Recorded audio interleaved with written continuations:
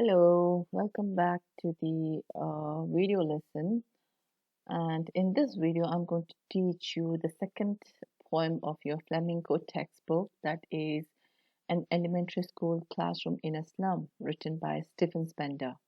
Right? So, from the title of the poem itself, you get to know that it is about a classroom in a school that is situated in a slum. Right? And elementary means pre primary classes. Right? Okay, so it's just for an introduction part. Okay, so have you ever been to a slum area? If yes, have you seen a school in a slum area? How the classroom look like? Or what does it look like? Right? So here I have two images here that is supposed to be, taken in the classrooms in slum, right? Okay, so okay, do you notice, what are the differences uh, between your class and that of the, classroom seen in these two images? How do the walls look like? How are the children sitting, right? Okay, and how's the condition of the class? What about the children studying in the classroom, right? Okay, so comparatively, you are privileged than these underprivileged children, right? Okay, now moving ahead, let's go through uh, the poet about him, Stephen Spender. He was born in the year 1909 and passed away in the year 1995. All right, so he was by origin uh, uh, British, all right? So he was an English poet and he was also an essayist, one who writes essays, all right? Uh, Spender had keen interest in politics, and because of that, he had uh, declared himself as socialist and pacifist. Pacifist means, one who loves peace, all right? All right, so his work concentrated on themes of social injustice and the class struggle. Class struggle means the struggle or the difficulties faced by the low you know low classes, right? And the middle classes as well, right? So the theme of this poem is he concentrates on the theme of social injustice and class inequalities. The great injustice done to certain section of the society where all the children do not get equal rights, equal freedom, equal facilities, all right? And class inequalities means, the differences between high class, middle class, and the low classes, all right? You could find a huge gap between the classes. So that can also be called as, class inequalities. Like you are getting you know, the freedom to learn, right? Certain amount of freedom, right? And you are getting right kind of facilities, but the slum children do not get, or the low class people do not get, right? People, or the sense, the children, right? So in this poem, he depicts, he portrays, he shows the pathetic life of slum children who are victims of government's apathy. So it's sure negligence on government's part, right, in not looking into these slum children's situations, or bringing about changes, positive changes in their lives, right? Okay, now I have, you know, categorized the stanza, right? So I'm going to explain line by line, right? The words on the left side of your screen are the lines from the poem, and the words, the sentences on the right side of your screen are the explanation. So if you are in need of notes, you may copy them down. All right. So I have captioned the first stanza as description of the slum children, how these slum children look like. All right. Far, far from gusty waves, these children's faces. Now, gusty waves means strong winds. Now, there is a comparison being made between the children's faces or the children with gusty waves, with strong waves, right? So, usually, strong waves uh, symbolize full of strength, full of activities, packed with energy, very active, uncontrollable, right? Similarly, the children during their, uh, you know, uh, childhood days are full of energy. They are so active, hyper sometimes, right? That, such activeness, such liveliness could not be found on the faces of the slum children or the children studying in the slum classroom, all right? Okay. Like rootless weeds, the hair torn round their pallor. Pallor means pale face. So these children are compared to weeds that are not wanted. All right. So weeds means unwanted grass. Right. Now, what happens to the future of the weeds that are uprooted? The weeds that do not have roots. It does not have future, right? It dies after some time, isn't it? Similarly, the fate of these slum children are being compared to rootless weeds, right? And how do they look? How do they keep their hair? Their hair is torn round their pale face, so their hair is hanging around their pale colored face. That means uncombed, unclean, right?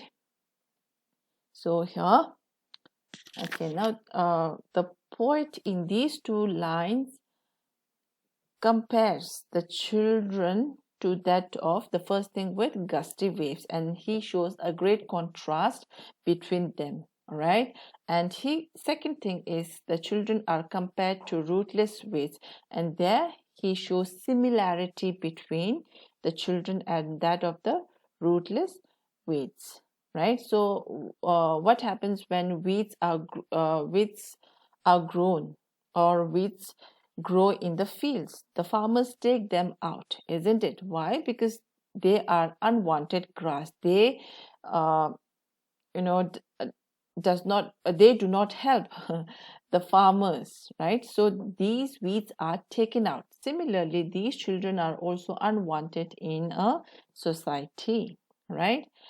Okay, so like I said, their hair is not neatly done, all right? It is falling all over their pale face. Next, these are the very much line from the first stanza. The tall girl with her weighed down head. Now, the remaining sentences of the first stanza are the descriptions of the children studying in the slum school. All right. The first one is the tall girl with her weighed down head. So there is a girl who is tall, and she has a head that seems to be weighing down upon her shoulders, right? So why do you think she has her head is weighed down? Probably because she is overburdened by poverty, because she, or in other sense, she may be too exhausted, or she may be too exhausted because of having done so much work at home, doing all the household chores, all right? Or probably she may be feeling ashamed of her appearance, right? So the most possible reason is because of being overburdened by poverty, all right? She seems to be too exhausted, all right? Second child is the paper seeming boy with rat's eyes. So there is a boy whose weight is being compared to that of a paper. Now you can imagine you do not feel the weight of a paper, a single paper, right? Similarly, the boy's weight is similar to that of a paper, right? So now here exaggeration is being implied. When a child is born, right, the child would surely have 1 or 2 kilo depending upon, right, its growth within the mother's womb, right? And now the boy is in an elementary classroom, and surely he would not have the weight of a paper, right? So the paper seeming boy, and he has the eyes that are similar to that of rats, right? So with rats eyes means it represents always, there is always a hunger in his eyes, always looking out for food, and he was also terrified. All right. Next, the stunted, unlucky heir of twisted bones, reciting his father's gnarled disease, his lesson from his death. Now, third boy that, or the child being described here, is an unlucky boy who has, you know, deformed body. His bones are twisted, all right, and he was found reciting his lesson, being at his desk, seated at his desk. So, what had he inherited? He had inherited his father's disease, the disease of deformity, the disease of twisted bones, and he has also inherited his father's poverty. Right now, the poet uses unlucky here, all right, the adjective unlucky for the boy, because he had inherited deformity, right, in the form of twisted bones from his father. All right, and what was he found doing? He was reciting lesson from his desk. And the last line of the first stanza: at back of the dim class, one unnoted, sweet and young, his eyes live in a dream of squirrel's game in tree room other than this. Now the last child being described here is a boy who is totally different from the rest of the class. He seemed to be sweet and young, all right, and he was sitting at the back side of the class, right, at the back of the class, right? And then the poet could see, when he looked into the eyes of the boy, he could see that the boy's eyes is full of dreams, that too bright, dreaming of brightful future. All right, so he has this difference in him, that he is quite positive about better future other than the present slum or the present situation in the classroom. All right, so here it means he was hopeful of brighter future and better life other than the present squalor or the present slum. All right, now the second stanza, description of the walls. Right now, second stanza, in the second stanza, it describes how the walls look like. All right, on sour cream walls, donations. The first thing is, the walls of the class were not painted for many years, so one could see the walls, the paintings coming off, and it was not recently painted. It was painted many years ago, right? So it looked kind of off-white. Sour cream means not so white but off-white, yellowish color. All right, and donations means the name of the people who had donated certain things to the school. Their names are written on one side of the wall. All right, Shakespeare's head. Now the second one is Shakespeare head was drawn on one of the walls, right? Cloudless at dawn, civilized dome writing all cities. Now this, if you haven't seen Shakespeare, in this image you will see Shakespeare. All right, so how does his head look like? Apart from his face, he has a bald over the top of his head and hair behind it, right? So cloudless at dawn could also be referred to this part of Shakespeare's head. All right, civilized dome writing all cities means usually Shakespeare is symbolic of, uh, or symbolizes a world uh, of knowledge, right? Uh, a world of opportunities, all right? He seems to be, he holds the key to, you know, a charmed world with letters, with opportunities, all right? So now here, Shakespeare's had cloudless at dawn, or dawn. Dawn means early morning, all right? Now it is being referred to Shakespeare's this part of head, right? And riding all cities, belt flowery Tyrolese valley. Now there is a scene here. You could see in the image. There is a scene of a valley that is found in Austria, right? And that valley is full of bell-shaped flowers, beautiful, attractive, bell-shaped flowers, right? Okay. Open-handed map awarding the world its world. And one could see, or the poet could also see, open-handed map, a map that was not properly drawn, or it also reflects that, the size of the nation, size of the country varying. All right.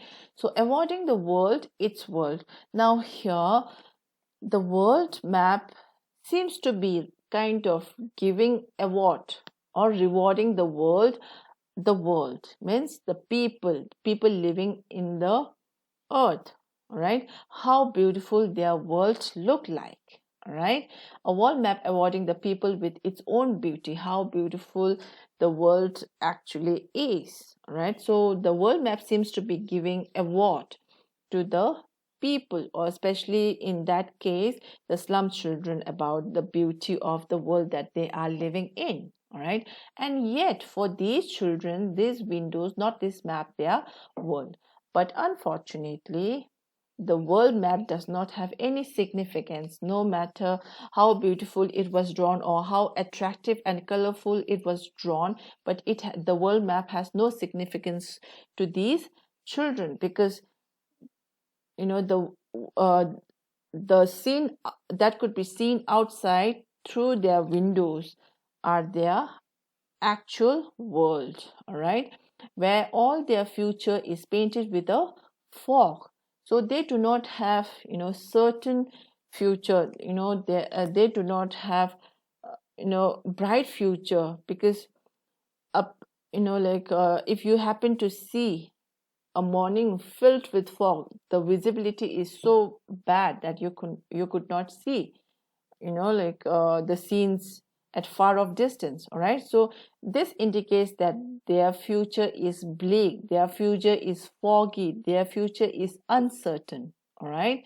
So a narrow street sealed in with a lead sky, far, far from caves, rivers, and stars of words, right? So their future is full of darkness, right? They cannot, one cannot be certain what these children are going to become in their future, because there is no scope for their growth, right? So because of these, a narrow street sealed in means the scope being too narrow for these children to have a better future, all right. So these children are totally far away from the rivers, caves, as drawn in the on the world map, and stars of words means, they are far, far from knowledge, or they are far, far from uh, gaining right kind of education, all right. Now stanza 3. Surely Shakespeare is wicked, the map a bad example, all right. Now why do you think Shakespeare is being referred as wicked? Wicked means someone who is very cruel, sly, who thinks bad about others. So, like I said previously, that Shakespeare portrays a world of optimism, optimistic world, all right, and he also reflects hope and love in his writings, all right. So Shakespeare is wicked because in all his writings, he writes about love, he writes about beautiful things, all right. And Shakespeare also symbolizes a world of charm, or a charmed world, with a charmed world of letters and opportunities. So these children are surely not going to get any opportunities, all right. Okay, so in that way, Shakespeare is considered to be wicked, all right. The map, a bad example. Now here, why do you think the map is considered to be a bad example? Because of the attractiveness, because of the beauty, drawn in the world map, right? For example, ships, sun, and love. So these are all serving like a temptation for the slum children, right? So suppose you want to visit a new place, right? And you would Google tourist spots in such and such place. What do you get? The images of, or the names of the places, where which is often live, or which is tourist hotspot, right? So they do not portray, the slum areas, the ugly part of of the city. They show the nice things about the city, or the places that are frequently visited by the tourists, all right. So for these slum children, if they, by looking at the world map, they might have this desire of visiting those places, but unfortunately they do not have money. So because of not having money, they cannot have their desire fulfilled. Now if a person, or if a child is desperate of visiting that place, what he needs to do is he commits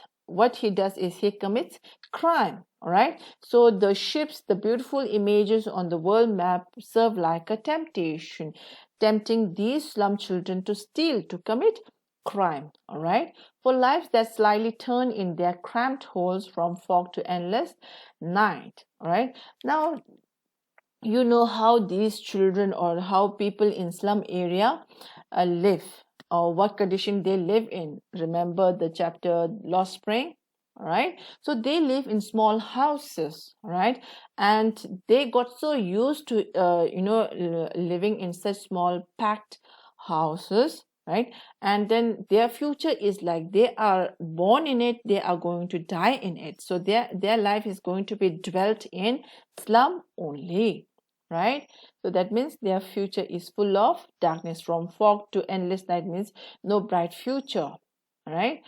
On their slack heap, these children wear skins peeped through by bones and bones, all right. So now these children are being compared to that of a waste being piled up. Slack means waste, okay, piled up, right. And now next line, these children where skins peep through reflect how poor these children are, all right, or how undernourished, how malnourished, or how underfed these children are, all right. Because one could see the bones through their skin. One could count the number of bones that could be found on his body, all right. So such was the pathetic condition of these children, all right, reflects their poverty, right. Okay.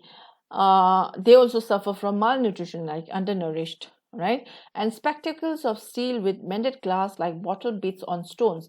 Now some of the children who have poor eyesight, they are found to be wearing spectacles made of steel, right. And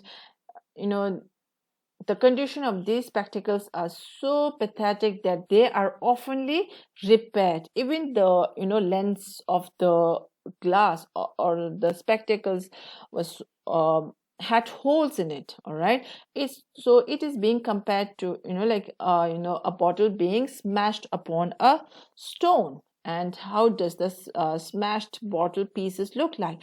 It reflects that, or it shows that how oftenly or frequently the spectacle of steel were repaired or mended, right?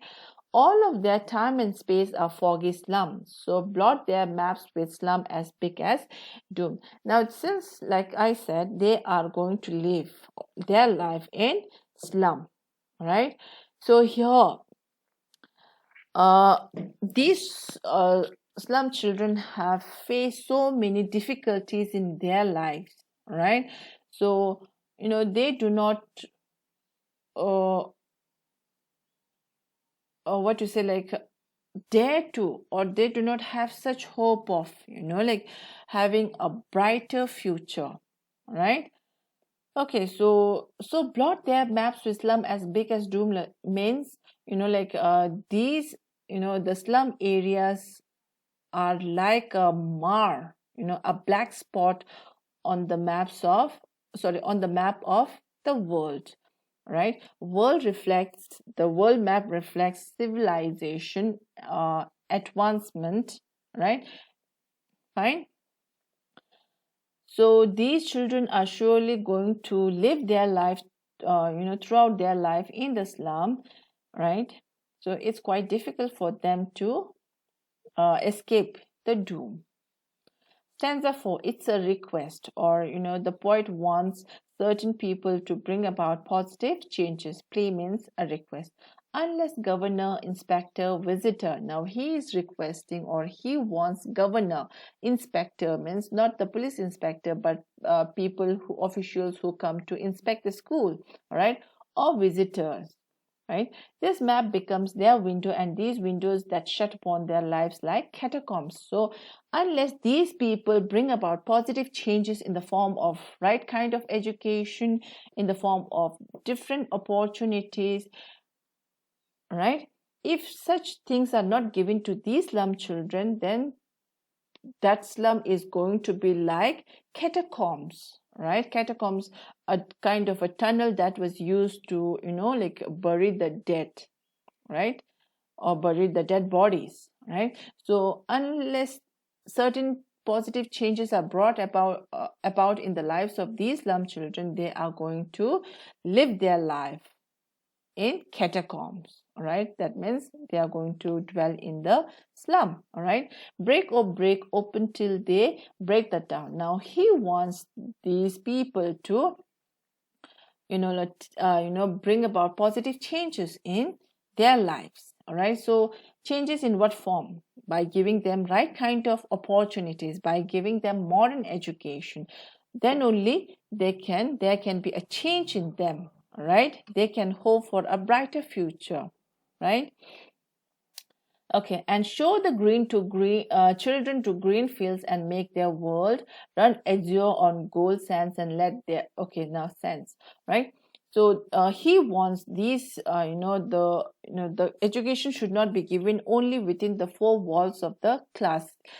He wants the children to, run freely, explore the nature, interact with nature. How? By letting them freely into green fields, and by letting them run on golden colored sands, all right? And let their tongues run naked into books, the white green leaves open. So he also wants, not only the bookish knowledge, he also wants the children to learn practically, all right? So books, the white means the pages of the books or the textbooks, and green leaves open means nature, all right? So he wants the children to be let freely in the nature, all right? For example, if a science teacher wants to or science or social teacher wants to teach you about breeds, the best thing is, taking the students to a seaside, all right? So when wind blows, when you get the cold wind, you could explain in such manner that this is breeze and so on. Likewise, similarly in the science practicals, right? History is theirs whose language is the sun, right? So if the children are allowed freely to explore, to interact with nature, there will be an interest being developed, by interest to learn more by the children, all right, by the students. Then only the real learning will take place. And the students or the children who have got, right kind of freedom, they would be able to create history, all right. So this will then result in their progress. Like I said, if they are let out freely in the nature and learn after observing, analyzing, now whatever, right, and they will be able to paint a bright future for themselves. So they may be able to create history if they are given with right kind of modern education, with right kind of opportunities, all right.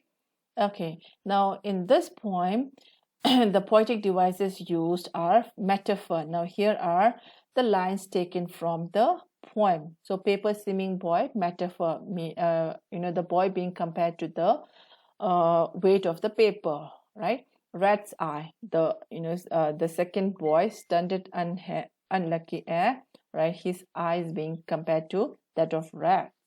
Slack hay, language is the sun. Walls are described to be dull as sour cream walls, right? The future of the kids is described as limited. Now, in which line? Narrow street, sealed with a lead sky, right? Cramped holes means, their homes are very small, like holes. Books and nature are expressed in the white, green, and so these are the examples of metaphor. Okay, simile. Now, simile, both metaphor and simile are used for comparison. The only difference is in simile, you use the words like or as, all right? But in metaphor, you do not use these words. It's a direct implication implying the comparison, right? So, like rootless weeds shut upon their lives like catacombs, like bottle bids. Now, these are the lines from the textbook, from the poem. Repetition is used because far, far is used twice consecutively, one after another, right? Allusion. Now, here, allusion means, a reference being made to a person, all right. For example, it could be also for a place, all right. So Shakespeare's head is being referred, right, uh, referred to symbolize the charmed world, right? Tireless Valley, the beauty of the nature. Alliteration, use of from far, far, right? So that's all for now. Hope to see you in the next video. Till then, take care and bye bye.